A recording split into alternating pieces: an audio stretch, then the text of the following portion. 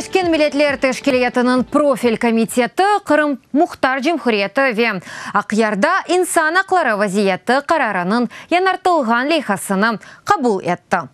Весиқаға 67 мемлекет рей берді.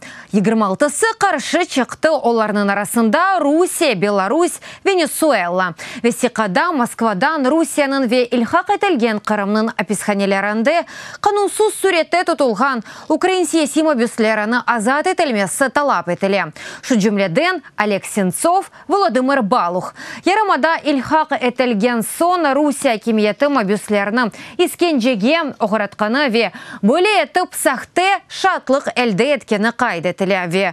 Бұның еле қанунсыз суретті Украина ватандашлары яқыланыла ве макюм етілі. Русия Федерациясы әлеге Русия ватандашлығыны зорлап алдыртқаны, арби әрекетлерге ве сайлавларға желп еткені үшін тәкбих етілі. Русия Федерациясы Русия топрақларында ве Қырымда қанунсыз суреті тұтылған Украин ватандашларына халқара тиби тәшкілатларының мұстақыл әкемлеріні ве бұның еле Украин васифедар шахысларыны көрсетмек чығырыла. Русия Федерациясы Қырымда сеу сербестлігі ве сербес топлашывларының кечіролевы үшін месулиетке желп етмекні ве ишғалны танымаған адамларны тақип етмекні тоқтатмақ чығырыла.